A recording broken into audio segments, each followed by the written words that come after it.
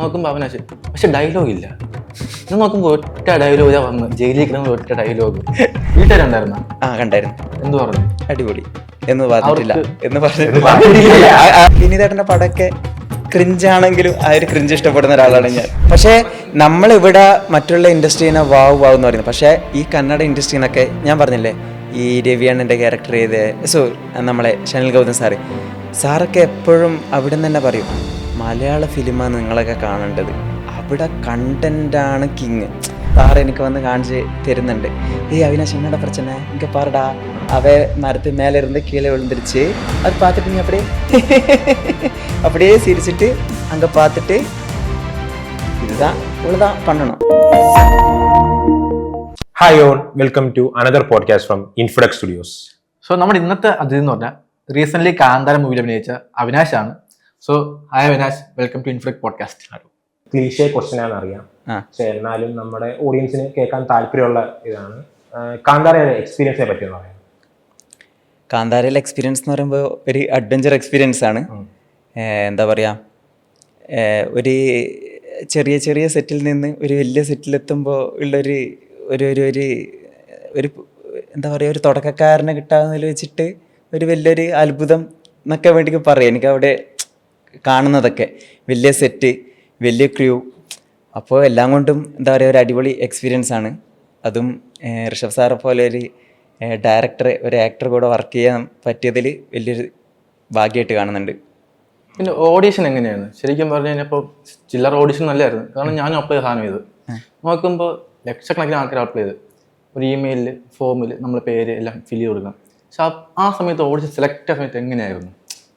അതായത് ഒരുപാട് casting call പോലെ തന്നെ ഒരു കാസ്റ്റിംഗ് കോൾ പോലെ തന്നെയാണ് ഞാൻ ഇതിനെയും കണ്ടത് കാന്താരയുടെ. അപ്പോൾ അതിൽ അപ്ലൈ ചെയ്തു. അങ്ങനെ അതായത് 2023 ഒക്ടോബർ മാസം അങ്ങനെയാണ് ഇതിൻ്റെ കാസ്റ്റിംഗ് കോൾ വന്നത്. അങ്ങനെ അപ്ലൈ ചെയ്തു.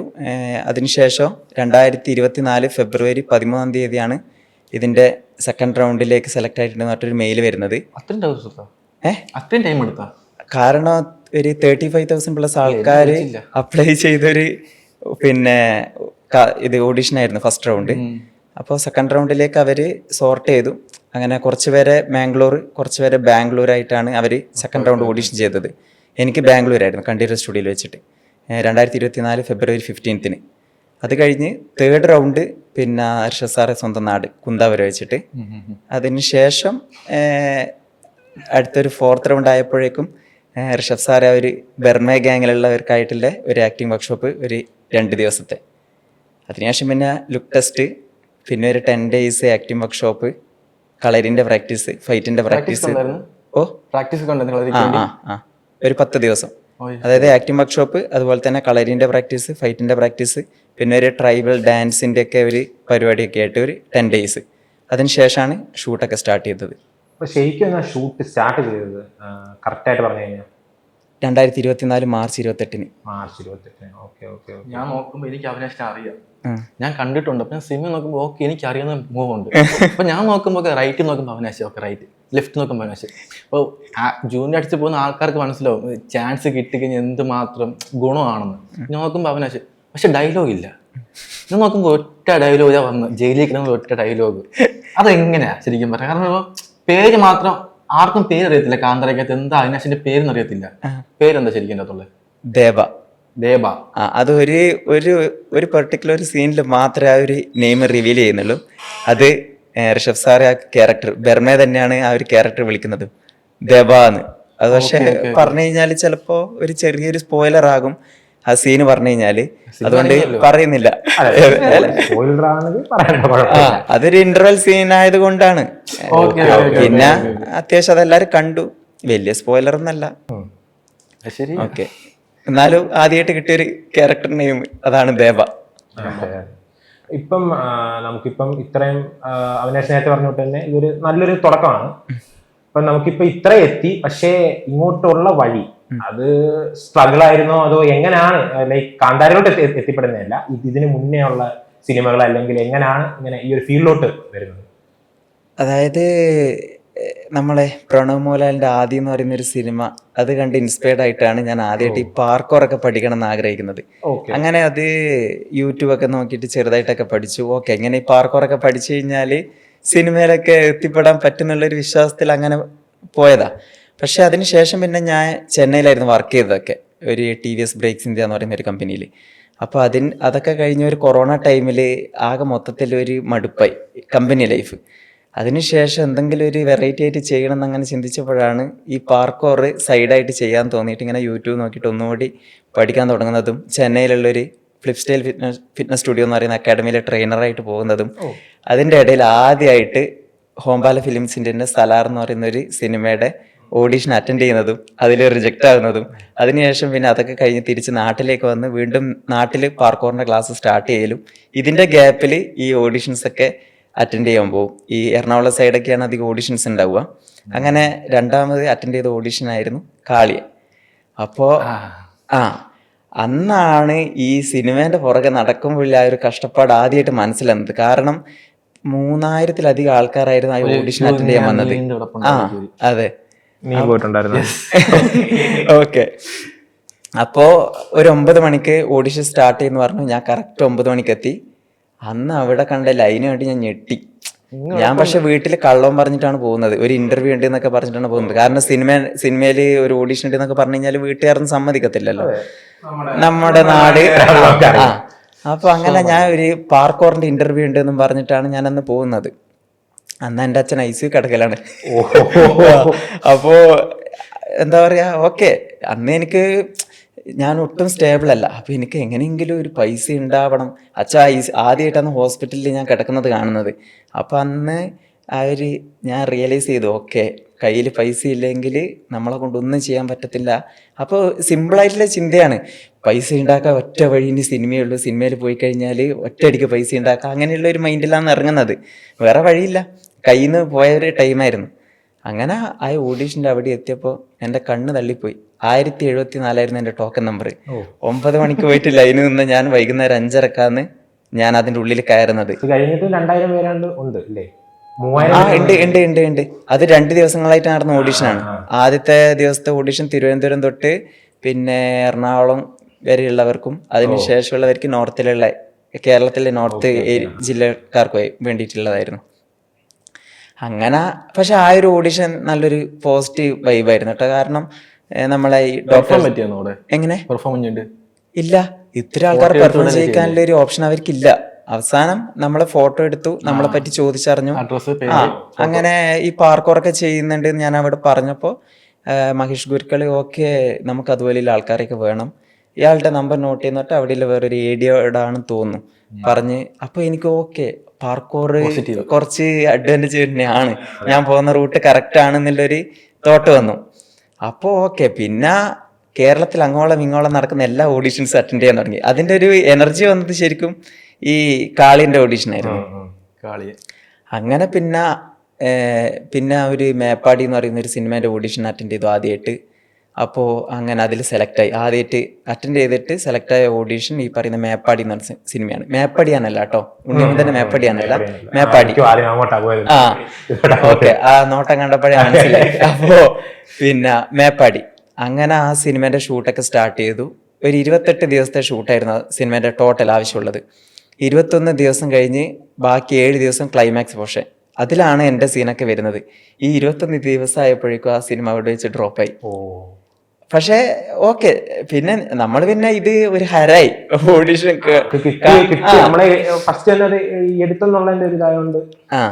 അപ്പൊ അങ്ങനെ പിന്നെ ഓഡിഷൻസ് ഒക്കെ വീണ്ടും ഇങ്ങനെ അറ്റൻഡ് ചെയ്യാൻ തുടങ്ങി. അങ്ങനെ ഓഡിഷൻസ് ഒക്കെ അറ്റൻഡ് ചെയ്യുന്നതിനിടയിൽ ഒരു അശ്വിൻ എന്ന് പറയുന്ന ഒരു പയ്യനെ പരിചയപ്പെട്ടു. അങ്ങനെ അവൻ ഒരു ഷോർട്ട് ഫിലിം ഉണ്ട്, പക്ഷെ അത് തുടങ്ങണ്ടെങ്കിൽ കുറച്ച് ആർട്ടിസ്റ്റും അതുപോലെ തന്നെ കുറച്ച് ടെക്നീഷ്യന്മാരൊക്കെ വേണം. അപ്പോൾ അതിൻ്റെ ഒരു മീറ്റിംഗ് ഉണ്ട്, ഏട്ടന് വരാൻ പറ്റുമെന്ന് ചോദിച്ചു.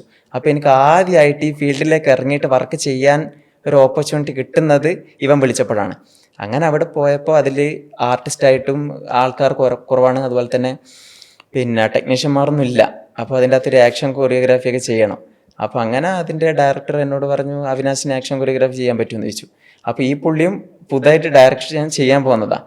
അപ്പോൾ പിന്നെ ഓക്കെ, എല്ലാം പുതിയ ആൾക്കാരാണല്ലോ, ടെക്നീഷ്യന്മാർ എല്ലാവരും പുതിയതായിട്ട് പ്രൊജക്റ്റ് ചെയ്യാൻ പോകുന്നവരാ.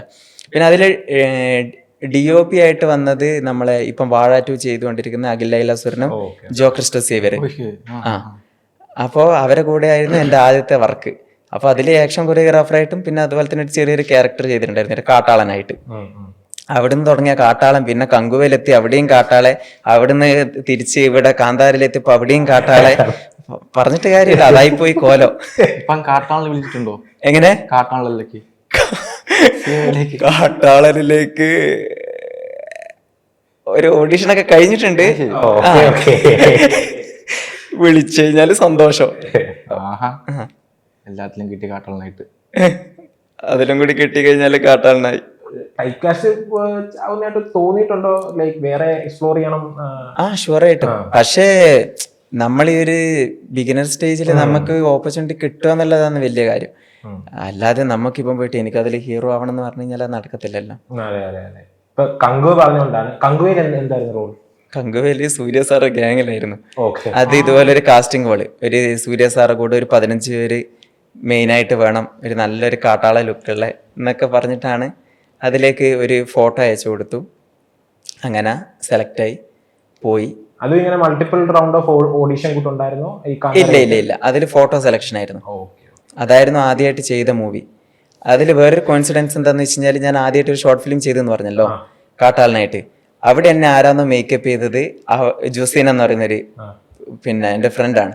അവള് തന്നെയാണ് കങ്കുവയിലെത്തിയപ്പോ അവിടുന്ന് മേക്കപ്പ് ചെയ്തത്. ഞാൻ എന്നിട്ട് പറഞ്ഞു, ഇനി ദയവേത് ഞാൻ വേറെ ഏതെങ്കിലും പ്രൊജക്റ്റിലേക്ക് പോകുന്നുണ്ടെങ്കിൽ നീ അവിടെ വരരുത്. സെയിം. അപ്പോൾ സൂര്യ സാറായിട്ട് കങ്കുവ, ഋഷഭ് സാറായിട്ട് കാന്താര. അപ്പോൾ ആരായിട്ട് മീൻസ് ഇപ്പം ഋഷഭ് സാറാണോ അല്ലെങ്കിൽ സൂര്യ സാറാണോ ഏറ്റവും കൂടുതൽ നമുക്ക് മിങ്കിൾ, അല്ലെങ്കിൽ ഇപ്പം ഋഷഭ് സാറാണ്. ഋഷഭ് സാറ് ഒന്നുമില്ലെങ്കിൽ എന്റെ ഡയറക്ടറാണ്. അപ്പോ എങ്ങനെ കമ്മ്യൂണിക്കേഷൻ ഉണ്ടാവും. സാറ് ഗ്യാങ്ങിലാണല്ലോ. അപ്പൊ പിന്നെ അത് മാത്രല്ല, സാറ് ഭയങ്കര ഡൗൺ ടു എർത്ത് ആണ്, അതുപോലെ ഭയങ്കര സോഷ്യലിസ്റ്റ് ആണ്. സൂര്യ സാർ എന്ന് പറയുമ്പം ആള് ഭയങ്കര സിമ്പിൾ, ഒരു നോർമലാണ്. പക്ഷെ എന്ന് വെച്ച് കഴിഞ്ഞാല് ആള് എപ്പോഴും ആ ഒരു ക്യാരക്ടറിൽ തന്നെ ഉണ്ടാകുമ്പോ പിന്നെ നമ്മൾ പോയിട്ട് അങ്ങനെ ഡിസ്റ്റർബ് ചെയ്യാൻ നിൽക്കുന്നത് ശരിയല്ലല്ലോ. ഋഷഭ് സാറിനെ ഡിസ്റ്റർബ് പറ്റും? അല്ല, ഋഷഭ് സാർ ഇങ്ങോട്ടേക്ക് വന്നിട്ട് ഇങ്ങനെ സംസാരിക്കും. സാറ് അതാണ്, സാർ അങ്ങനെ ഒരു പ്രഷർ മൈൻഡിൽ അങ്ങനെ ആയിട്ട് നിൽക്കത്തില്ല. പക്ഷെ സാറ് ഒറ്റക്കാണ്, എന്താ പറയാ, ഈ അത്രയും ക്രൗഡിനെ കൺട്രോൾ ചെയ്യണ്ടേ. അപ്പോ സാറ് കുറച്ച് സ്ട്രോങ് ആയിട്ട് നിൽക്കണം. ശിവസാറിന്റെ എക്സ്പീരിയൻസ് സാറ് ശിവ സാർ എന്ന് പറഞ്ഞാൽ ഭയങ്കര പാവം എന്ന് പറഞ്ഞാൽ ഭയങ്കര സൈലന്റ്. സെറ്റിൽ എന്ത് ഒച്ചപ്പാട് ബഹളം ഉണ്ടായാലും പുള്ളി അതിനൊന്നും അങ്ങനെ വലുതായിട്ട് റിയാക്ട് ചെയ്യത്തില്ല.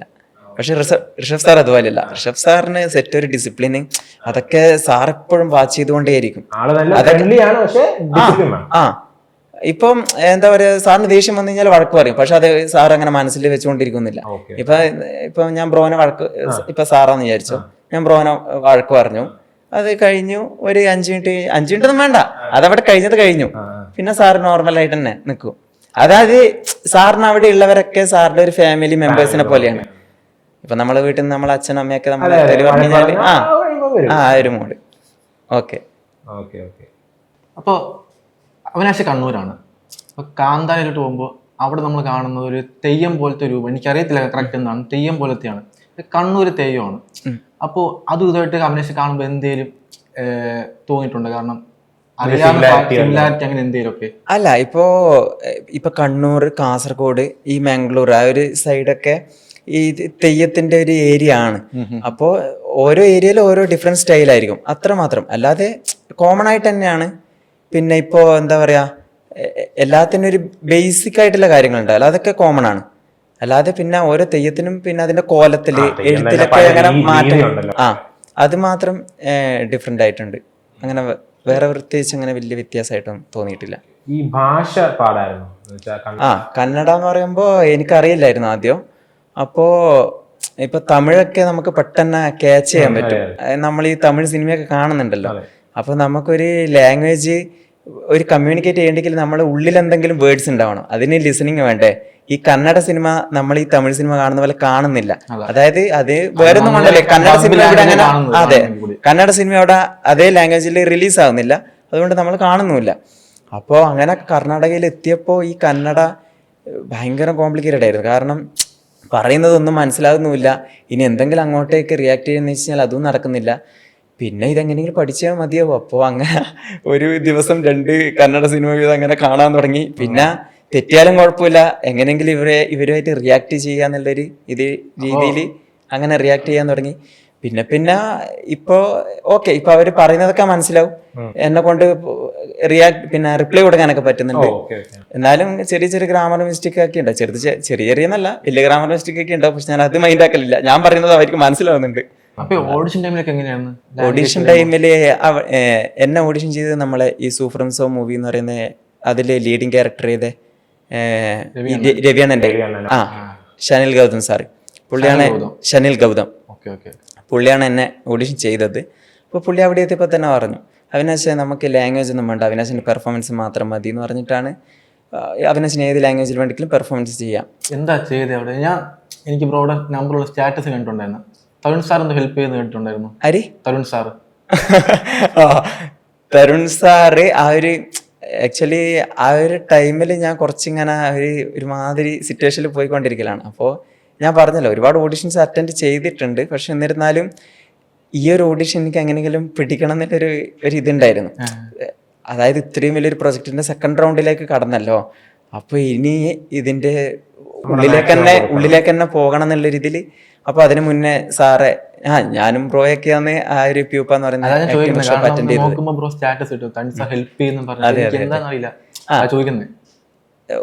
അതായത് ഞാനിങ്ങനെ സാറെ വിളിച്ചു, സാർ ഇതുപോലെ കാന്താരന്റെ സെക്കൻഡ് റൗണ്ട് ഓഡീഷൻ സെലക്ട് ആയിട്ടുണ്ട്, അപ്പോൾ എനിക്കൊരു നല്ലൊരു പെർഫോമൻസ് ചെയ്യണമെന്ന് ആഗ്രഹമുണ്ട്, എങ്ങനെ നമുക്ക് പിന്നെ ഓഡിഷൻ ചെയ്യുന്ന ആളെ എങ്ങനെ ഇമ്പ്രസ് ചെയ്തുകൊണ്ട് നമുക്ക് എങ്ങനെ ചെയ്യാന്നുള്ള അങ്ങനെ ചോദിച്ചപ്പോൾ സാർ എനിക്ക് കുറച്ച് ടിപ്സ് കാര്യങ്ങൾ പറഞ്ഞു തന്നു.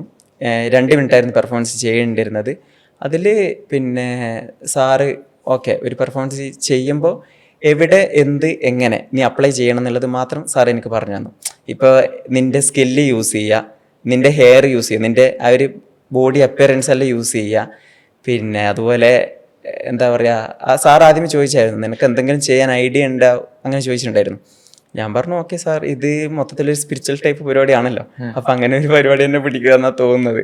സാർ പറഞ്ഞു ഓക്കെ, അങ്ങനെയാണെങ്കിൽ നീ ആദ്യം പെർഫോമൻസ് സ്റ്റാർട്ട് ചെയ്യുന്ന സമയത്ത് നിന്റെ ആ ഒരു ഡയലോഗ് ഡെലിവറി ആണെങ്കിലും ഭയങ്കര സട്ടിലായിട്ട് പിടിക്കുക, അധികം ലൗഡല്ലാതെ. നിന്റെ ആ ഒരു ബോഡി മാനേഴ്സ് ആണെങ്കിലും ഒരു സാധാരണ മനുഷ്യനെ പോലെ നിൽക്കുക. അപ്പോഴേ നിനക്ക് ഇനി അടുത്ത ആ ഒരു നിന്റെ ഉള്ളിലേക്ക് ആ ഒരു സ്പിരിച്വൽ കയറിയിട്ട് നിനക്ക് പെർഫോമൻസ് ചെയ്യുമ്പോൾ നിന്റെ മാക്സിമം കൊടുക്കുക. അപ്പോഴേ നിനക്ക് നിന്റെ ആ ഒരു ക്യാരക്ടറിലെ ചേഞ്ചസ്, ഭയങ്കര വേരിയേഷൻസ് മനസ്സിലാക്കുക. അപ്പോൾ നീ അങ്ങനെ ഒരു പരിപാടി പിടിച്ചിട്ട് വാ, ബാക്കിയൊക്കെ നമുക്ക് നോക്കാം, അങ്ങനെ ഒരു രീതിയിൽ സാറ് പറഞ്ഞു. പക്ഷെ അത് ഭയങ്കര ഹെൽപ്ഫുൾ ആയിരുന്നു. അങ്ങനെ അതുപോലെ ചെയ്തു. എന്നിട്ട് അങ്ങനെ സെക്കൻഡ് റൗണ്ട് കഴിഞ്ഞു. ഇപ്പോൾ ഇവിടെ ഇരിക്കുന്നു. ഈ തരുൺ സാറിനെ എങ്ങനെയാ ചോദിക്കുന്നത് കുഴപ്പമില്ലെങ്കിൽ, തരുൺ സാറിനെ എങ്ങനെയാ പരിചയം ഉള്ളത്? പ്യൂപ്പ. പക്ഷെ അതിനേക്കാൾ മുന്നേ ഈ ഓപ്പറേഷൻ ജാവ സിനിമ ഇറങ്ങിയ സമയത്ത് ഞാൻ പുള്ളിയുടെ ഡൈഹാർഡ് ഫാൻ ആയിപ്പോയി. കാരണം അതിലൊരു സാധാരണ 2 യുവാക്കളെ ഒരു സ്ട്രഗിൾ ആണ് ആ സിനിമ. അപ്പോൾ ആ ഒരു ടൈമിൽ, ആ സിനിമ കാണുന്ന ടൈമിൽ ഞാനും എൻ്റെ ഫ്രണ്ട്സൊക്കെ ചെന്നൈയിലായിരുന്നു ഞാൻ അന്നേരം വർക്ക് ചെയ്യുന്നത്. നമ്മളൊക്കെ ഒരു സ്ട്രഗിൾ അനുഭവിക്കുന്ന ഒരു ടൈമായിരുന്നു അത്. അതായത് നമുക്ക് കമ്പനിയിലെ സാലറി കുറവ്, പക്ഷെ എന്നിരുന്നാലും നമുക്ക് റൂമിലെ റെന്റ് കൊടുക്കാൻ പറ്റുന്നില്ല. അപ്പോൾ ആകെ മൊത്തത്തിലൊരു ഓട്ടായിരുന്നു. അപ്പോൾ അങ്ങനെ ഒരു അങ്ങനെ ഒരു സിറ്റുവേഷനിൽ നമ്മൾ അങ്ങനെ റിലേറ്റ് ചെയ്യാൻ പറ്റുന്ന 2 ക്യാരക്ടേഴ്സിന്റെ ഒരു സിനിമ കാണുമ്പോൾ നമുക്ക് ആ ഒരു സിനിമ നന്നായിട്ട് ഉൾക്കൊള്ളാൻ പറ്റും. അപ്പൊ അങ്ങനെ ഈ സിനിമ കണ്ടപ്പോൾ എനിക്ക് ഭയങ്കര റിലേറ്റഡ് ആയി. ഞാൻ അപ്പം തന്നെ തരുൺമൂർത്തി സാറിന് മെസ്സേജ് അയച്ചു, സാർ പിന്നെ ഞാൻ നിങ്ങളുടെ പടം കണ്ടു, ഒരു രക്ഷയില്ല, എൻ്റെയൊക്കെ ജീവിതം എടുത്തു വെച്ച പോലെ ഉണ്ടായിരുന്നു, അങ്ങനെയൊക്കെ പറഞ്ഞു. പക്ഷെ അതിന് സാറാ മെസ്സേജ് കാണുന്നോ അല്ലെങ്കിൽ അതിന് റിപ്ലൈ കിട്ടുമെന്നോ, റിപ്ലൈ കിട്ടുമെന്നോ ഒന്നും അറിഞ്ഞൂടാ. അതും ഒന്നാമത് ആ ഒരു കൊറോണേന്റെ ടൈമിലാണ്. അപ്പോൾ ഞാൻ മാത്രല്ല കേട്ടോ, ഈ ലോകം മുഴുവൻ സ്ട്രഗിളാണ് അനുഭവിക്കുന്നത് ആ ഒരു ടൈമിൽ. അപ്പോൾ അങ്ങനെ ഒരു ടൈമിൽ ആ ഒരു സിനിമ ഭയങ്കര ഇൻഫ്ലുവൻസ് ചെയ്തു. അങ്ങനെ സാറിൻ്റെ ഒരു ഡൈഹാർഡ് ഫാനായി ഒറ്റ പടത്തോടുകൂടി. അങ്ങനെ സാറിന് മെസ്സേജ് അയച്ചു. സാറ് പിന്നെ ഓക്കെ താങ്ക് യു എന്നൊക്കെ പറഞ്ഞിട്ട് റിപ്ലൈ വരുമ്പോ റിപ്ലൈ ഓക്കെ എല്ലാം കണ്ടു വായിച്ചു. ഞാനൊരു വലിയ എസ്സേ പോലെയാണ് ആ സിനിമ കണ്ടിട്ടുള്ള ഒരു എക്സ്പീരിയൻസ് ഞാൻ സാറിന് ടെക്സ്റ്റ് ചെയ്തിട്ടാണ് അയച്ചത്. അപ്പോൾ സാറ് എല്ലാം കണ്ടു വായിച്ചു, താങ്ക് യു എന്ന് പറഞ്ഞിട്ടൊരു റിപ്ലൈ തന്നു. അന്ന് തൊട്ടിട്ട് സാറിനെ ഇങ്ങനെ ഫോളോ അപ്പ് ചെയ്യും. അങ്ങനെയാണ് സാറിന്റെ ഈ പ്യൂപ്പ എന്ന് പറയുന്ന സീസൺ 7 അറ്റൻഡ് ചെയ്തത്. ആ മനുഷ്യനെ എപ്പോഴെങ്കിലും നേരിട്ട് കാണണം എന്നുള്ളൊരു ആഗ്രഹത്തില്. ഈ ലുക്ക് ഇപ്പം വീട്ടുകാർ നാട്ടിൽ എന്തായാലും കുറ്റം പറഞ്ഞിട്ടുണ്ടാവും, മുടി വളർത്തിയും താടി വളർത്തിയപ്പോ. പക്ഷെ അത് അനുഗ്രഹമായിട്ടില്ലേ ഇപ്പൊ? അത് എങ്ങനെ ലുക്ക് ഇപ്പൊ അനുഗ്രഹമായില്ലേ? അത് നമ്മള് എന്താണെന്ന് നമ്മള് മനസ്സിലാക്കിയാൽ മതി. ഇപ്പം അങ്ങനെ ഞാൻ മോശം പറയുന്നല്ല, ഇപ്പൊ നമ്മൾ മറ്റുള്ളവരെ ബോധിപ്പിക്കണം എന്ന് വിചാരിച്ചിട്ട് അങ്ങനെ നടക്കേണ്ട ആവശ്യമില്ല. വീട്ടിൽ അമ്മ പറയാറില്ല? ഇല്ല, അമ്മ വഴക്കൊന്നും പറയില്ല. അച്ഛൻ പറയും ചുമ്മാ, പക്ഷെ അതെല്ലാം ഇങ്ങനെ പുറത്ത് പറയുന്നേ ഉള്ളൂ. ഉള്ളില് അങ്ങനത്തെ വലിയ പ്രശ്നമൊന്നുമില്ല പുള്ളിക്ക്. ഇല്ല. എപ്പോഴെങ്കിലും വെട്ടാൻ തോന്നിയിട്ടുണ്ട്? വെട്ടാൻ തോന്നിയിട്ടൊക്കെ ഉണ്ട്. അതായത് നല്ലൊരു പരിപാടി ചെയ്തു കഴിഞ്ഞാല്, അല്ലെങ്കിൽ നല്ലൊരു പരിപാടി കിട്ടിക്കഴിഞ്ഞാല് വെട്ടും. ക്യാരക്ടറിന് വേണ്ടിയിട്ടാണെങ്കിൽ. അല്ല, അത് ഞാൻ അന്ന് കാളിന്റെ ഓഡീഷൻ അറ്റൻഡ് ചെയ്യാൻ പോകുന്ന സമയത്ത് എനിക്ക് മുടിയും താടിയൊന്നും ഉണ്ടായിരുന്നില്ല. അപ്പോ അന്നിങ്ങനെ ഓക്കെ ഈ പാർക്കോർ മാത്രമായിരുന്നൊരു ഓക്കെ അതൊക്കെ ചെയ്യുന്നതാണല്ലേ, വിളിക്കാട്ടോ എന്ന് പറഞ്ഞിട്ടാണ് മഹേഷ് ഗുരുക്കള് വിട്ടത് അവിടുന്ന്. അപ്പോ അന്ന് ഞാൻ ഓക്കെ ഏതായാലും വിളിക്കുമല്ലോ, അപ്പൊ ഏതായാലും പിന്നെ താടി മുടിയൊക്കെ വെച്ചേക്കാം എന്നുള്ള രീതിയിൽ അങ്ങനെ വളർത്തിയതാ. അത് അവസാനം എങ്ങനെ ജിമ്മിലൊക്കെ പോയായിരുന്നു? അല്ല, അത് ഓൾറെഡി ഇങ്ങനെ വർക്കൗട്ട് ഒക്കെ ചെയ്യുന്നത്, ഈ പാർക്കോർ അങ്ങനെ ഇങ്ങനെ കാലിസ്തനിക്സിന്റെ ചെറിയ വർക്കൗട്ട്, അങ്ങനെ ചെറിയ ജിമ്മിന്റെ വർക്കൗട്ട് ഒക്കെ ചെയ്യുന്നത്. പഠിപ്പിക്കാറുണ്ട്? അത് നാട്ടിൽ ക്ലാസ് എടുക്കലുണ്ടായിരുന്നു. ഞാൻ പറഞ്ഞില്ല നേരത്തെ, ചെന്നൈയിൽ ഒരു അക്കാഡമിയിൽ എടുത്തിട്ടുണ്ടായിരുന്നു. അതിനുശേഷം നാട്ടിൽ സ്വന്തമായിട്ട് ഇല്ല, ഈ കാന്താരയിലേക്ക് എൻട്രി ചെയ്തതിന് ശേഷം സ്റ്റോപ്പായി. ആ ഒരു ഫസ്റ്റ് ഷെഡ്യൂൾ ഒരു 20 ദിവസമായിരുന്നു. അത് കഴിഞ്ഞ് തിരിച്ച് നാട്ടിലേക്ക് വന്നപ്പോ പിന്നെ ആരുമില്ല. പക്ഷെ എനിക്ക് അവരൊക്കെ ഭയങ്കര സപ്പോർട്ടായിരുന്നു. ആണ്, ഇനി അങ്ങോട്ടേക്ക് ഉണ്ടാകും. ഇനി അത് പോസിബിൾ അല്ല, കാരണം കുറച്ച് ഭയങ്കര സ്ട്രഗിൾ ആണ്. ഇനിയിപ്പോ ഏതായാലും ഇവിടം വരെ എത്തിയല്ലോ, ഇനി ഇത് വെച്ചിട്ട് എന്തെങ്കിലും ഫിലിം തന്നെ ഫോക്കസ് ചെയ്യണം എന്നാണ് ആഗ്രഹിക്കുന്നത്. ഈ സിനിമയുടെ ലൊക്കേഷൻസ് ഒക്കെ എങ്ങനെയാ കാന്താരയ്ക്ക്? കുന്താപുര എന്ന് പറയുന്ന ഒരു ഋഷഭ് സാർ സ്ഥലം. ഋഷഭ് സാർ ഇന്റർവ്യൂ കണ്ടുണ്ട്, എത്ര കിലോമീറ്റർ ഉൾക്കാട്ടിലോട്ട് ഡീപ് ഫോറസ്റ്റ് ആണ്. അപ്പൊ ഡീപ് ഫോറസ്റ്റ്, അതായത് ഈ മൂകാംബികന്റെ അടുത്തൊക്കെ ആയിട്ട് വരുന്ന മൂകാംബികന്റെ ആ ഒരു സൈഡൊക്കെ കണ്ടില്ലേ, ഫുൾ ഡീപ് ഫോറസ്റ്റ്. അപ്പൊ ആ ഒരു ബന്ധപ്പെട്ട് കിടക്കുന്ന ഒരു ഫോറസ്റ്റിലായിരുന്നു ഷൂട്ടും കാര്യങ്ങളൊക്കെ. അപ്പോൾ അവര് പിന്നെ അങ്ങനെ ഒരു ലൊക്കേഷൻ വേണം. അപ്പൊ അതിന് അതായത് അതിൽ അങ്ങനെ ഒരു ലൊക്കേഷൻ കിട്ടിക്കഴിഞ്ഞാൽ ചെയ്യും. ഇപ്പൊ നമ്മളെ cameraman DOP sir Aravind Kashyap, Aravind സാറിന് എനിക്ക് ഇങ്ങനെ ഒരു ഫ്രെയിം വേണം, അത് വേണം എന്ന് പറഞ്ഞു കഴിഞ്ഞാൽ സാറിന് വേണം. അതെ, അതായത് സാറിന് ആ ഒരു ഔട്ട്പുട്ട് കിട്ടാൻ വേണ്ടി ഏതറ്റം വരെയും വേണ്ടിയിട്ട് സാർ പോവും. അത്രയും ഡെഡിക്കേറ്റഡ് ആയിട്ടുള്ള ഒരു ഡെയിലി ക്യാമറ കൊണ്ട് അങ്ങോട്ട് പോകും ഇങ്ങോട്ട് വരും. അതെ, ഫുൾ നടത്തണം. നല്ല പണിയായിരുന്നല്ലോ. നല്ല പണിയാണ്. ഇത്ര ആർട്ടിസ്റ്റും ഇത്ര ക്യാമറയും. അതും വഴിയൊന്നും ഇല്ലാത്തൊരു കാടാണ്. അതില് നമ്മൾ അങ്ങനെ വഴി ഉണ്ടാക്കി പോക്കാണ്. ഭയങ്കര ഈ അട്ടെല്ലാം പിന്നെ ഓക്കെ കടിച്ചു കഴിഞ്ഞാല് പോവും. പക്ഷെ ഈ ഫുള്ള് ചളി അങ്ങനെയല്ല. വന്യമൃഗങ്ങൾ ഉള്ള കാടാണ്. പക്ഷെ ഈ ആൾക്കാർ ഈ സൗണ്ടൊക്കെ കേൾക്കുമ്പോ ഇതൊന്നും വരില്ല. ഈ പിന്നെ മൂകാംബിക സൈഡ് ആ ഒരു ഫോറസ്റ്റ് എന്ന് പറഞ്ഞു കഴിഞ്ഞാല് അത്രയും വന്യമൃഗങ്ങളുള്ള ഫോറസ്റ്റ് ആണ്. പിന്നെ നമ്മുടെ ഒരു അതിലേക്ക് ഒരു ആർട്ടിസ്റ്റ് പുള്ളീന്റെ ഒരു പിന്നെ വ്യവസായം, ഈ കൃഷിയൊക്കെ അവിടെ നിന്ന് ഇങ്ങനെ ട്രാക്ടറൊക്കെ ഓട്ടിക്കുന്ന സമയത്ത് ഒരു ചെറിയ പുള്ളിപ്പുലി പോലത്തെ ഈ ചെറിയ ഇതില്ലേ, എന്താണ് അതിന് പറയാ, പേരും കിട്ടുന്നില്ലല്ലോ. ഓക്കെ, അത് വന്നിട്ട് പുള്ളീനെ അറ്റാക്ക് ചെയ്തിട്ട് പോയി മരത്തിലേക്ക്. അതായത് അങ്ങനെ ഒരു സ്ഥലമാണത്. അത് പിന്നെ പുള്ളിയുടെ വീട്ടിൽ എന്തോ ഒരു വർക്ക് ചെയ്യുന്ന സമയത്ത് ഈ കൃഷിയായിട്ട് ബന്ധപ്പെട്ട്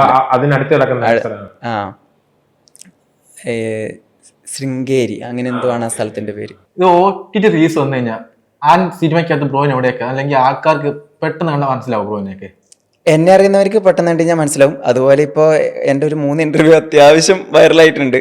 അപ്പോൾ അത് കണ്ടവർക്കും മനസ്സിലാകും. അതായത് പിന്നെ സ്പോയിലറാണ്, ഇന്റർവെൽ വരെ തുടക്കം തൊട്ട് ഇന്റർവെൽ വരെ ഞാനുണ്ടാവും. ഇന്റർവെൽ മാത്രമേ ഉള്ളൂ? അതെ, അതായത് ഋഷഭ് സാറ് കൂടെ റൈറ്റിലും ലെഫ്റ്റിലും ഫ്രണ്ടിലും പുറകിലും മരത്തിന്റെ മുകളിലും ഒരു ബിൽഡിങ്ങിന്റെ മുകളിലും ചാരിറ്റിന്റെ മുകളിലൊക്കെ ആയിട്ട് ഉണ്ടാവും.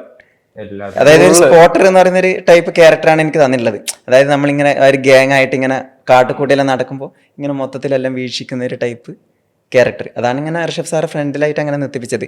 ഞാനും പിന്നെ ഒരു ഹബീബ എന്ന് പറയുന്ന എൻ്റെ ഒരു ഫ്രണ്ടും ഉണ്ട്. അപ്പോൾ നമ്മൾ അത്യാവശ്യം കൂട്ടത്തിൽ ഹൈറ്റ് കുറവായതുകൊണ്ട് നമ്മൾ അങ്ങനെ ഒരു ക്യാരക്ടറിലേക്കാണ് ചൂസ് ചെയ്തത്. ഞാൻ പറഞ്ഞത് എനിക്ക് പെട്ടെന്ന് കത്തി കണ്ടപ്പോ തിയേറ്ററിൽ കണ്ടപ്പോഴേ കത്തിയായിരുന്നു. അതെ അതെ, ഓക്കെ, ഞാൻ അവിടെ കണ്ട് പ്യൂപ്പിൽ കണ്ട അതേ ആള്. നമുക്ക് ഇപ്പം എന്തുവാ കല്ലറയ്ക്കകത്ത് നോക്കിക്കഴിഞ്ഞാൽ ഇഷ്ടം പോലെ ഗൂസ് ബംസ് സീനുണ്ട് ഋഷഭ് സാറിന്റെ. അത് നമ്മൾ സ്ക്രീനിലാണ് കാണുന്നത്, അവിനാശ് അത് നേരിട്ട് കണ്ടിട്ടുള്ളതാണ്. അപ്പം ആ എക്സ്പീരിയൻസ് എങ്ങനെയായിരുന്നു നേരിട്ട് പുള്ളിക്കാരുടെ ഒരു പെർഫോമൻസ് കാണുമ്പോൾ? അതായത് സാറിന് പെർഫോമൻസ് ചെയ്യേണ്ട സീനൊക്കെ വരുമ്പോൾ അത് പ്രത്യേക എനർജിയാണ്. അതിപ്പോ ഫൈറ്റ് ആയാലും ഇപ്പൊ അതില് ഗുളിക സീനൊക്കെ ആണെങ്കിൽ അതില് അപ്പൊ സാർ ക്യാരക്ടറിലേക്കായിട്ട് ഗുളിക സീന് നേരിട്ട് കണ്ടുണ്ടോ? പിന്നെ അതില് ഫസ്റ്റ് ആ ഒരു ഗുളികന്റെ സീന് മാത്രമേ ഞാൻ കണ്ടിട്ടുള്ളൂ. എങ്ങനെയുണ്ടായിരുന്നു? അടിപൊളിയായിരുന്നു. അതിനിപ്പോ ഒന്നും പറയാനൊന്നുമില്ലല്ലോ, എല്ലാരും പറഞ്ഞില്ല അടിപൊളിയാണെന്നുള്ളത്. അതായത് അല്ല, നമ്മൾ സ്ക്രീനിൽ കണ്ടത് നേരിട്ട് കണ്ട് അതായത് ഇപ്പൊ നമ്മള് ഓഫ് സ്ക്രീനിൽ കാണുമ്പോ എന്ന് പറഞ്ഞു കഴിഞ്ഞാല്, പക്ഷെ എന്നിരുന്നാലും അവര് മ്യൂസിക് ഒക്കെ ഇട്ടിട്ടാണ് അവര് സീന് ഷൂട്ട് ചെയ്യുന്നത്. മ്യൂസിക് ഇടും. അപ്പോഴ ആ ഒരു പിന്നെ എഫക്റ്റ് കിട്ടാൻ വേണ്ടിയിട്ട് അപ്പൊ കുറച്ചും കൂടി റിലേറ്റബിൾ ആയിരിക്കുമല്ലോ. അപ്പോ പിന്നെ അത് കഴിഞ്ഞ് മൂവിയിലേക്ക് വരുന്ന സമയത്ത് എക്സ്ട്രാ ആ ഒരു വിഷ്വൽ ക്വാളിറ്റി, ആ ഒരു വിഷ്വൽ ട്രീറ്റ് അല്ലേ, അതിൻ്റെ കൂടെ ഈ ഒരു BGM-ഉം എല്ലാം കൊണ്ട് വരുമ്പം അത് വേറെ ലെവൽ പെർഫോമൻസ് ആയി. ബാക്കിയുള്ള പിന്നെ സാറിൻ്റെ ആ ഒരു ഗുളിക സീനൊന്നും കണ്ടില്ല. ഈ ക്ലൈമാക്സിലെ സീനൊന്നും എനിക്ക് ഞാൻ ഷൂട്ടിൽ നേരിട്ട് കണ്ടിട്ടുണ്ടായിരുന്നില്ല. അതുകൊണ്ട് എനിക്കതൊരു വണ്ടർ ആയിരുന്നു. ഞാൻ വണ്ടർ അടിച്ചു പോയി ആ ഒരു സീനൊക്കെ കണ്ടിട്ട്. കാരണം ഇതൊന്നും ഞാൻ എക്സ്പെക്ട് ചെയ്തിട്ടില്ല. അത് അറിയാതിരുന്നത് നന്നായി തോന്നുന്നുണ്ട്. കാരണം അതുകൊണ്ടാണ് എനിക്ക് അങ്ങനെ ഒരു തിയേറ്റർ എക്സ്പീരിയൻസ് കിട്ടിയത്. ഞാൻ 4 പ്രാവശ്യം കണ്ടു. 4 പ്രാവശ്യം. യെസ്. വീട്ടുകാരുണ്ടായിരുന്ന? കണ്ടായിരുന്നു. എന്ത് പറഞ്ഞു? അടിപൊളി എന്ന് പറഞ്ഞിട്ടില്ല എന്ന് പറഞ്ഞിട്ടില്ല. അങ്ങനെയല്ല, അല്ല മീൻസ് അതായത് ഇപ്പൊ എന്റെ വീട്ടുകാരെന്ന് പറഞ്ഞു കഴിഞ്ഞാൽ അങ്ങനെ സിനിമ അത്ര വലിയൊരു സംഭവമായിട്ട് കാണുന്നവരൊന്നല്ല. അവര് ഞാൻ കണ്ടു കഴിഞ്ഞാല് ഓക്കെ ഇഷ്ടപ്പെട്ട ഓക്കെ പടം ഇഷ്ടം. അതെ, പക്ഷേ കാണുമല്ലോ അച്ഛനും കണ്ടു കഴിഞ്ഞാൽ എന്റെ മോൻ അഭിനയിച്ചില്ല ഗൂസ്ബംസ് ഒക്കെ. അതായത് ഈ ഗൂസ്ബംസ് അവർ പുറത്തില്ല, ഉള്ളിൽ മാത്രം ഗൂസ്ബംസ് ആക്കുന്ന ടീംസ് ആണ്. വീട്ടുകാർക്ക് ഇപ്പം ലൈക്ക് നേരത്തെ പറഞ്ഞില്ലേ ഓഡീഷന് നേരത്തെ പോകുമ്പോഴത്തേക്ക് അവർ അത്ര ഓക്കെ അല്ലായിരുന്നു. ഇപ്പൊ കള്ളം പറഞ്ഞ പോയെന്ന് പറഞ്ഞായിരുന്നു. അങ്ങനെ ഓക്കെ ആണെന്ന് പറഞ്ഞാൽ ഇപ്പൊ എനിക്ക് പ്രശ്നമില്ല. അതായത് ആദ്യത്തെ ഒരു കുറച്ച് ഞാനിങ്ങനെ ഓഡീഷന് പോകുന്നുണ്ട് എന്ന് അറിഞ്ഞ ഒരു കുറച്ച് ആ ഒരു ടൈമിൽ മാത്രമാണ്, ഒരു സിനിമയിൽ സെലക്ട് ആകുന്നത് വരെ മാത്രമായിരുന്നു പ്രശ്നങ്ങൾ. അതിനുശേഷം ഇങ്ങനെ പറയും വേറെ എന്തെങ്കിലും ജോലി നോക്കണം, മെക്കാനിക്കൽ എഞ്ചിനീയറിംഗ് പഠിച്ചിട്ട് ഇതിന്റെ പുറകെ പോകാണ്ട് ഇതിന്റെ പുറകെല്ലാം പോയിട്ട് ആരാന്ന് അങ്ങനെ മര്യാദയ്ക്ക് രക്ഷപ്പെട്ടില്ല അങ്ങനെ ഇങ്ങനെ നല്ല രീതിയിലൊക്കെ പറയും. പല സന്ദർഭങ്ങളിൽ പിന്തിരിപ്പിക്കാനൊക്കെ നോക്കിയിട്ടുണ്ട്. പക്ഷെ എന്നിരുന്നാലും അച്ഛൻ അമ്മക്ക് അങ്ങനെ വലിയ പ്രശ്നമൊന്നുമില്ല. അപ്പോ സപ്പോർട്ട് അല്ല, അങ്ങനെ സപ്പോർട്ട് ഒന്നും അല്ല. ഓക്കെ എന്തേലും ആയത്. അപ്പൊ അങ്ങനെ ഇപ്പം പിന്നെ ഓക്കെ എന്തോ ഇന്റർവ്യൂ എല്ലാം കൊടുക്കുന്നുണ്ട്. എവിടെയെങ്കിലും എത്തുമായിരിക്കും. അവര് ഇന്റർവ്യൂ ഒക്കെ കാണിച്ചോ? നേരത്തെ ഇന്റർവ്യൂ ഒക്കെ അത് ഞാൻ കാണിക്കൊന്നും വേണ്ട, അല്ലാതെ തന്നെ അവര് നോക്കി വെക്കുള്ളൂ. അതായത് അങ്ങനെ ഒരു ഇതില്ല, അച്ഛാ നോക്കച്ചാ എന്റെ ഇന്റർവ്യൂ ആ ഒരു പരിപാടിയൊന്നും ഇല്ല. അതൊക്കെ എൻ്റെ ചേച്ചി അല്ലെങ്കിൽ എന്നെ അറിയുന്നവർ അതെങ്ങനെയും അച്ഛന് കാണിച്ചു കൊടുക്കും. അതങ്ങനെ അച്ഛൻ കണ്ടാൽ മതി, അല്ലാതെ ഞാനായിട്ട് കാണിച്ചു കൊടുക്കുമ്പോ ഞാൻ കാണിക്കില്ല. അല്ല അങ്ങനെ ഒരു ക്രിഞ്ചൊന്നും ഇല്ല. കാണിക്കാൻ കൊണ്ടുപോകുന്നതാണോ അവരായിട്ട് കണ്ടതാണോ? ഞാൻ ടിക്കറ്റ് ബുക്ക് ചെയ്ത് കൊടുത്തു, അച്ഛനും അമ്മയും പോയി കണ്ടു. കൂടെ പോയില്ല? അല്ല, ആ സമയം എനിക്ക് ഞാൻ എവിടെയാ തിരുവനന്തപുരത്ത് പോകേണ്ട ഒരു ആവശ്യം, ഇവിടെ തന്നെ വരേണ്ട ഒരു ആവശ്യം ഉണ്ടായിരുന്നു. അങ്ങനെ ഞാൻ ഇങ്ങോട്ടേക്ക് വന്നു, അവര് ആ തിയേറ്ററിലേക്ക് പോയി. ജയറാം സാറിനെ അവിടെ വെച്ച് കണ്ടിട്ടുണ്ട്. ജയറാം സാർ ഒരു കൂടെ ചെറിയൊരു കോമ്പോ സീൻ ഉണ്ട്. പക്ഷെ അതായത് അങ്ങനെയല്ല, അവര് ജയിൽ സീനൊക്കെ ഉണ്ടല്ലോ, നമ്മളെ ഫസ്റ്റ് അവര് ചാരിറ്റ് ഫൈറ്റിന് ശേഷം നമ്മളെ ജയിലില് ബന്ദിയാക്കുന്ന. അപ്പൊ ആ ഒരു സമയത്തുള്ള ഒരു കോമ്പോ സീനില് ജയറാമേട്ടൻ അങ്ങനെ കണ്ടിട്ടുണ്ടായിരുന്നു. പക്ഷെ സംസാരിക്കാനൊന്നും പറ്റിയിട്ടില്ല, ഒരു ഫോട്ടോ എടുക്കാനും പറ്റിയില്ല. നമുക്കെന്നാ ഇനി റാപ്പിഡ് ഫയർ റൗണ്ടിൽ പോയല്ലോ. ഋഷഭ് ഷെട്ടിയെ കുറിച്ച് പറഞ്ഞ് നടൻ സംവിധായകൻ ഇഷ്ടംപോലെ വെർസറ്റൈൽ ആണ്. ഋഷഭ് ഷെട്ടി എന്ന നടനാണോ അതോ സംവിധായകനാണോ അവിനാശിന് കൂടുതൽ ഒരു തരി മെച്ചമെന്ന് തോന്നിയത്? സാർ ഓൾറൗണ്ടറാണ്. അതായത് ഡയറക്ടറിന്റെ ടൈമിലാകുമ്പോൾ പക്ക ഡയറക്ടർ, ആക്ടർ ആകുമ്പോൾ പക്ക ആക്ടർ. അതിലെനിക്ക് തരംതിരിവ് തോന്നിയിട്ടില്ല. രണ്ടും പക്ക. പക്ക. Okay okay okay okay. ഏറ്റവും ഇൻഫ്ലുവൻസ് ചെയ്ത ഒരു കഥാപാത്രം ഇതിനകത്ത് നിന്നല്ല, ലോക സിനിമയിൽ നിന്ന് തന്നെ ഏറ്റവും ഇൻഫ്ലുവൻസ് ചെയ്തിട്ടുള്ള ഒരു കഥാപാത്രം? John Wick. അങ്ങനത്തെ ഇഷ്ടം ആക്ഷൻ മൂവീസ് അങ്ങനത്തെ ഒരെണ്ണം താല്പര്യമുണ്ട്. അതായത് പുള്ളിയുടെ ഒരു പരിപാടി നമുക്ക് എത്ര കണ്ടു കഴിഞ്ഞാലും മടുക്കത്തില്ലല്ലോ, അതുകൊണ്ട് ഫേവറേറ്റ് മൂവി ഏതാ? നാടോടിക്കാറ്റ്. ഒരു 2 പറഞ്ഞു. സ്വിച്ച് ആയി പോയി ജോൺ വിക്കി നാടോടിക്കാറ്റിലോട്ട്. അത് തന്നെ, ജോൺ വിക്കി ക്യാരക്ടറാണ് എനിക്ക് ഇൻഫ്ലുവൻസ് ചെയ്തത്. നാടോടിക്കാറ്റൊക്കെ പിന്നെ അയ്യോ ലാലേട്ടന്റെ മൂവിയാണ് വരുവാ. ലാലേട്ടന്റെ മൂവീസ് എല്ലാം ഇഷ്ടം. പിന്നെ നാടോടിക്കാറ്റ്, പിന്നെ പോരട്ടെ കിട്ടും. അതെ കിട്ടും. ഒന്നും കൂടെ വന്ദനം. പക്ഷെ ഒരുപാട് മൂവി ഉണ്ട്, പെട്ടെന്ന് ഇതെല്ലാം കൂടി. ഇല്ല, വന്ദനം പക്ക തിരുവനന്തപുരം സ്ലാങ് പിടിച്ചാലുണ്ട്. എനിക്ക് ഇപ്പോഴും നല്ല ഇഷ്ടമാണ് മുകേഷും മോഹൻലാലും. അതെ. മലയാളത്തില് ഏറ്റവും ഇഷ്ടപ്പെട്ട ഡയറക്ടർ? വിനീത് ശ്രീനിവാസൻ. ഞാൻ പുള്ളിയുടെ ഡയറക്ഷൻ നേരിട്ട് കണ്ടിട്ടുണ്ട് ഈ വർഷങ്ങൾക്ക് ശേഷം തന്നെ സെറ്റ് പോയപ്പോ. അപ്പൊ ഈ വിനീതേട്ടൻ ഒരു ക്യാരക്ടർക്കൊക്കെ, അതായത് ഒരു ആർട്ടിസ്റ്റിനോട് പറഞ്ഞു കൊടുക്കും. ഫോർ എക്സാമ്പിൾ, മോളെ ഈ സീനിൽ ധ്യാൻ ഇങ്ങനെ പുറകിലേക്ക് ഇങ്ങനെ വരുമ്പോൾ അപ്പോൾ മോൾക്ക് അറിയാം പിന്നെ ധ്യാൻ ഒരു വായി നോക്കിയാണ്, പക്ഷെ എന്നിരുന്നാലും മോൾക്ക് ധ്യാനോടൊരു ഇഷ്ടമുണ്ട്, പക്ഷെ എന്നാൽ അത് ഇഷ്ടമായിട്ട് കാണിക്കണ്ട. അതായത് ഒരു ക്യാരക്ടർക്ക് കറക്റ്റ് പറഞ്ഞു കൊടുക്കും. അത് ആക്ട് ചെയ്ത് കാണിച്ചു കൊടുക്കുന്നത് ഞാനിങ്ങനെ കണ്ടപ്പോൾ വാവ്. അതായത് വിനീതേട്ടൻ ഒരു ഓൾറൗണ്ടറാണ്, ആക്ടറാണ്, സിംഗറാണ്, എല്ലാ പരിപാടിയും ഉണ്ട്. അപ്പോൾ അങ്ങനെ അത് കണ്ടപ്പോൾ വാവ്. ഞാൻ നേരിട്ട് കണ്ടതുകൊണ്ട് പിന്നെ വിനീതേട്ടൻ്റെ പടമൊക്കെ ക്രിഞ്ചാണെങ്കിലും ആ ഒരു ക്രിഞ്ച് ഇഷ്ടപ്പെടുന്ന ഒരാളാണ് ഞാൻ. കുറെ സിനിമ കണ്ടിട്ടുണ്ടല്ലോ, അതിന്റെ ഏതെങ്കിലും സിനിമ കണ്ടിട്ട് ഈ വേഷം ഞാൻ ചെയ്താൽ കൊള്ളാന്ന് തോന്നിട്ട് ഏതെങ്കിലും വേഷം ഉണ്ടോ? ഒന്നുമില്ല. അങ്ങനെയൊക്കെ ആ വേഷം എനിക്ക് ചെയ്യാനെങ്കിൽ നല്ലതായിരുന്നു, എനിക്ക് ഇഷ്ടപ്പെട്ട ഒരു ജോൺ വിക്ക് എന്താ പറയരുത്. ജോൺ വിക്ക് പറയില്ല, നമ്മളെ റെയ്ഡില് അവര് ഫുൾ ഫൈറ്റ് ആണ്. അതെ. അപ്പൊ ആ ഒരു പുള്ളിക്കാരനെ, അതായത് വർക്ക് അടിപൊളി, അതായത് പക്ക ആക്ഷൻ ആണ്, പക്ഷെ പുള്ളിക്കാരനൊക്കെ എന്താ പറയാ അത്ര വലിയൊരു ബൾക്ക് ബോഡി ഒന്നല്ല, ഒരു സാധാരണ ഒരു ചെറിയൊരു ഹൈറ്റ് ആണ്. അപ്പൊ നമ്മളെ കൊണ്ടും കുറച്ച് വർക്ക് ചെയ്ത് കഴിഞ്ഞാൽ ഇതുപോലത്തെ ഒരു പരിപാടി പിടിക്കാം എന്നൊക്കെ അങ്ങനെ ഒരാഗ്രഹം ഉണ്ടായിട്ടുണ്ട്. Celebrity crush? സെലിബ്രിറ്റി ക്രഷാ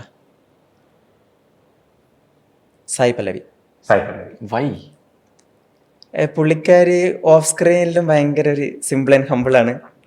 അവര് കാണാൻ നല്ല അടിപൊളിയല്ലേ. കാന്താരാണോ കാന്താര ചാപ്റ്റർ 1 ആണോ ബെറ്റർ ആയിട്ട് തോന്നിയിട്ടുള്ളത്? എനിക്ക് കാന്താര ചാപ്റ്റർ 1 അതുകൊണ്ടും, പിന്നെ അത് കുറെ ആൾക്കാർക്ക് കാന്താരയാണ്, കുറെ ആൾക്കാർക്ക് കാന്താര ചാപ്റ്റർ 1 ആയിട്ട് തോന്നിയിട്ടുണ്ട്. പിന്നെ കാന്താര ചാപ്റ്റർ 1 എന്ന് പറയുമ്പോൾ ഞാൻ അതിൽ ഒരു ആർട്ടിസ്റ്റ് ആയതുകൊണ്ട് തന്നെ അതിൻ്റെ ആ ഒരു സ്ട്രഗിൾ ഒക്കെ അതൊക്കെയാണ് എൻ്റെ മനസ്സിലുണ്ടാവുക. അപ്പോൾ എനിക്ക് കാന്താര ചാപ്റ്റർ 1 പറയാൻ പറ്റും. ഏറ്റവും കൂടുതൽ ടേക്ക് അവേ സീൻ ഏതാ? ഇന്റർവെൽ സീൻ 26 ഞാൻ പല ഇന്റർവ്യൂവിലും പറഞ്ഞിട്ടുണ്ട്, അതുകൊണ്ട് ഇനി ഇവിടെ എക്സ്പ്ലെയിൻ ചെയ്യുന്നില്ല. 26 ഇല്ല, അതായിരുന്നു എൻ്റെ ആദ്യത്തെ ക്ലോസപ്പ് ഷോട്ട് വെച്ചത്. അപ്പോൾ ഞാൻ അത്ര വലിയ ആക്ടറൊന്നും അല്ല എന്നുള്ള കാര്യം അവർക്ക് അറിയാം. അപ്പോൾ സാറ് അത്രയും എന്നെ കംഫർട്ട് സോണിലാക്കി പിന്നെ എനിക്ക് കാണിച്ചു തന്നു. ഇപ്പം ഞാൻ നേരത്തെ വിനീതേട്ടൻ ആർട്ടിസ്റ്റിന് പറഞ്ഞു കൊടുക്കുന്ന പോലെ സാർ എനിക്ക് വന്ന് കാണിച്ച് തരുന്നുണ്ട്. അവിനാശ് എന്നട പ്രശ്ന ഇങ്ങ പാറടാ അവ മരത്ത് മേലെ ഇருந்து கீழே விழுந்துருச்சு, அது பார்த்துட்டு நீ அப்படியே சிரிச்சிட்டு அங்கே பார்த்துட்டு இதுதான் இவ்வளோதான் பண்ணணும். അപ്പോൾ അങ്ങനെ സാറ് എനിക്ക് വേണ്ടി കാണിച്ചു തരുന്നുണ്ട്. പക്ഷെ എനിക്കതെന്തോ ആ ഒരു ടൈമിൽ ഞാൻ മൊത്തത്തിൽ പാനിക് ആയിപ്പോയി. ഈ മരത്തിന്റെ മുകളിൽ ഞാൻ താഴേക്ക് നോക്കുമ്പോൾ അത്രയും ക്രൗഡൊക്കെയാ കാണുന്നത്. ഞാൻ ആകെ മൊത്തത്തിൽ അങ്ങനെ ഈ ഒരു അതായിരുന്നു. അടിപൊളിയാക്കിയെന്ന് വിശ്വസിക്കുന്നു. പക്ഷെ എന്നിരുന്നാലും നല്ലൊരു എന്ന് വെച്ചാൽ നമ്മുടെ കാന്താരക്കകത്തൊരു പ്രധാനപ്പെട്ട ഇതാണ് ആ ഇന്റർവെൽ ബ്ലോക്ക്, ആ ഒരു സീൻ എന്ന് പറയുന്നത്. ഇല്ല. ഇനി ട്രാവൽ ചെയ്യാൻ ഏറ്റവും ഇഷ്ടപ്പെട്ട സ്ഥലം? അങ്ങനെയല്ല, ട്രാവൽ ചെയ്യാൻ ഇഷ്ടമാണ്. ട്രാവൽ ചെയ്യാൻ ഇഷ്ടമാണ്, എങ്ങോട്ടാണെങ്കിലും ട്രാവൽ ചെയ്യാൻ ഇഷ്ടം. അവസാനമായിട്ട് ഒരു ചോദ്യം. ഇപ്പം നോക്കിക്കഴിഞ്ഞാൽ നമ്മൾ ശരിക്കും നോക്കിക്കഴിഞ്ഞാൽ നമ്മുടെ ഒരു സിമിലാരിറ്റി പറയാം, നമ്മുടെ മലയാള ഇൻഡസ്ട്രി ആണെങ്കിലും കന്നഡ ഇൻഡസ്ട്രി ആണെങ്കിലും എന്ന് പറഞ്ഞു കഴിഞ്ഞാൽ ഇപ്പം രണ്ടുപേരും കണ്ടന്റ് ഓറിയന്റഡ് ആയിട്ടുള്ള പടം എടുക്കുന്നുണ്ട്, എല്ലാ ടൈപ്പ് പടം എടുക്കുന്നുണ്ട്. നമുക്ക് ശരിക്കും എന്ന് വെച്ചാൽ നമ്മുടെ മലയാള ഇൻഡസ്ട്രിക്ക് കന്നഡ ഇൻഡസ്ട്രിയിൽ നിന്ന് എന്തെങ്കിലും പഠിക്കാൻ പറ്റുമെന്ന് അവിനാഷ് ബ്രോയ്ക്ക് തോന്നി? സിനിമയിലായാലും അഭിനയത്തിലായാലും എന്തിലായാലും. അതായത് എനിക്കൊന്നാമത് പടം ചെയ്തില്ല, വലിയ എക്സ്പീരിയൻസ് ഒന്നും ഇല്ല. അതായത് ഞാൻ മലയാളത്തിൽ ആകെ ഫൈറ്ററായിട്ട് പോയിട്ടുള്ള ഒരു പടം എന്ന് പറഞ്ഞാൽ ഇടിയൻ ചന്തുവാണ്. പിന്നെ അതിലെന്താ പോയിട്ടുള്ളത്? ഇടിയൻ ചന്തുവിൽ ഫൈറ്ററായിട്ട് ആ ക്ലൈമാക്സ് ഫൈറ്റ് സീനിലുണ്ടായിരുന്നു. അത് മാത്രമേ എനിക്ക് മലയാള സിനിമ ചെയ്തില്ല പരിചയമുള്ളൂ. പിന്നെ തമിഴ് സിനിമ ചെയ്തില്ല ഒരു പരിചയം എന്ന് പറഞ്ഞു കഴിഞ്ഞാൽ കങ്കുവ. കന്നഡ സിനിമ ചെയ്തില്ല പരിചയം എന്ന് പറഞ്ഞു കഴിഞ്ഞാൽ കാന്താര. അല്ല, ഈ 3 ഇൻഡസ്ട്രിയിലും ഒരു ഡിഫറെൻറ്റ് എക്സ്പീരിയൻസ് ആണ്. അത് എല്ലാത്തിലും ഒരു പോസിറ്റീവ് നെഗറ്റീവ് ഒക്കെ ഉണ്ടാവും. പക്ഷേ കാന്താരൻ്റെ സെറ്റിൽ എന്ന് പറഞ്ഞു കഴിഞ്ഞാൽ ഒരു എന്താ പറയുക, അത്രയും ഭയങ്കര ഫ്രണ്ട്ലി ആണ്. ഒരു ചില സമയത്ത് ഇത് ഫിലിം സെറ്റാണോ എന്ന് തോന്നിപ്പോവും. അതായത് ഞാൻ പറഞ്ഞല്ലോ, ഒരു ഫാമിലി പോലെയാണ്. ഇപ്പോൾ അവിടുന്ന് ഇപ്പോൾ അതെ, ഇപ്പോൾ ഞാൻ അവിടെ ഈ ഓഡിഷനൊക്കെ കഴിഞ്ഞ് ഞാൻ അവിടെ എത്തിയപ്പോൾ എനിക്കതിൽ പലരും അറിയില്ല, പക്ഷേ അവർക്കെല്ലാവർക്കും നമ്മളെല്ലാവരും അറിയാം. അതായത് പേരാ വിളിക്കുന്നത്. അവിനാഷ് ബ്രോ ഇല്ലി ബന്നി അക്കടെ ಹೋಗಿ ഇവിടെ വാ അവിടെ പോ. അല്ല, അത് ഞാൻ ഒരു ഫ്ലോയിൽ അങ്ങനെ വന്നു പോയതാ. അപ്പോൾ ഇപ്പോൾ ഇടിയൻ ചന്തുവിലാണെങ്കിൽ അത് നമുക്ക് കാണുമ്പോൾ തന്നെ ഇതൊരു ഫിലിം സെറ്റ് തന്നെയാണ്. എപ്പോഴും ആ ഒരു പ്രഷർ. അങ്ങനെ എനിക്ക് ഈ ഒരു മലയാള ഇൻഡസ്ട്രി മൊത്തം അങ്ങനെയാണോ എന്ന് എനിക്ക് അറിഞ്ഞുകൂടാ. പക്ഷേ ബ്രോ ഇപ്പോൾ ചോദിച്ചത് കൊണ്ട് എനിക്ക് ആകെ ഇത് രണ്ടല്ലേ ചെയ്തിട്ടുള്ളൂ. അങ്ങനെ ആ ഒരു കമ്പാരിസൺ ഞാൻ പറഞ്ഞതാ. അല്ലെങ്കിൽ ഓക്കെ, നമ്മൾ സിനിമ കാണുമ്പോൾ ഇന്ത്യയിൽ തോന്നിയിട്ടുണ്ട്. കാരണം മലയാളം സിനിമ പറയുമ്പോൾ കണ്ടന്റ് വരുമ്പോൾ ഭയങ്കരമായിട്ടുണ്ട്, ഇഷ്ടം പോലെ കണ്ടന്റ് ഉണ്ട്. അതേപോലെ കന്നഡയിലും ഉണ്ട്. അപ്പോൾ ബൈ ചാൻസ് ഇപ്പോൾ എന്തെങ്കിലും അല്ലാണ്ട് വേറെ തോന്നിയിട്ടുണ്ടോ സിനിമ ഇങ്ങനെ മാറിയിരുന്നെങ്കിൽ കൊള്ളാമായിരുന്നു? കാരണം നമുക്ക് അങ്ങനെ വലിയ കളക്ഷനുള്ള സിനിമയിലൊന്നും ഇല്ല, കുറവാണ്. ലൂസിഫർ മാറ്റി വെച്ച് കഴിഞ്ഞാൽ കുറവാണ്, എമ്പുരാൻ മാറ്റി വെച്ച് കഴിഞ്ഞാൽ. അല്ല, ഈ കളക്ഷനൊക്കെ സെക്കൻഡറി ആയിട്ട് വെക്കാം. ഈ ഓഡിയൻസിന് ഇഷ്ടപ്പെടുക അത് തന്നെയാണ്. പക്ഷേ നമ്മളിവിടെ മറ്റുള്ള ഇൻഡസ്ട്രീനെ വാവ് എന്ന് പറയുന്നത്. പക്ഷേ ഈ കന്നഡ ഇൻഡസ്ട്രീന്നൊക്കെ ഞാൻ പറഞ്ഞില്ലേ, ഈ രവിയണ്ണൻ്റെ ക്യാരക്ടർ ചെയ്ത് നമ്മളെ ഷനിൽ ഗൗതം സാറൊക്കെ എപ്പോഴും അവിടെ നിന്ന് തന്നെ പറയും, മലയാള ഫിലിമാണ് നിങ്ങളൊക്കെ കാണേണ്ടത്, അവിടെ കണ്ടൻ്റാണ് കിങ്. എത്ര ചെറിയ പടമാണെങ്കിലും സാറൊക്കെ മറ്റേ മഹേഷിൻ്റെ പ്രതികാരം സിനിമ, തൊണ്ടി മുതൽ ദൃക്സാക്ഷിയും ഇതിൻ്റെയൊക്കെ ഡൈഹാർഡ് ഫാനാണ്. ആ പടം സാറ് 4-5 തവണ ഞാൻ കണ്ടു, നമ്മളെ ഈ ഷനിൽ ഗൗതം സാറിന് അങ്ങനെ ഭയങ്കര കണ്ടന്റ് ഓറിയന്റഡ് പടങ്ങളൊക്കെ ഭയങ്കര ഇഷ്ടമാണ്. നമ്മൾ മലയാളം ഇൻഡസ്ട്രിയിൽ നിന്ന് വരുന്നേ ഇപ്പൊ ലോക വന്നില്ലേ. താങ്ക് യു അവിനാഷ്, വളരെ നല്ല പോഡ്കാസ്റ്റ് ആയിരുന്നു.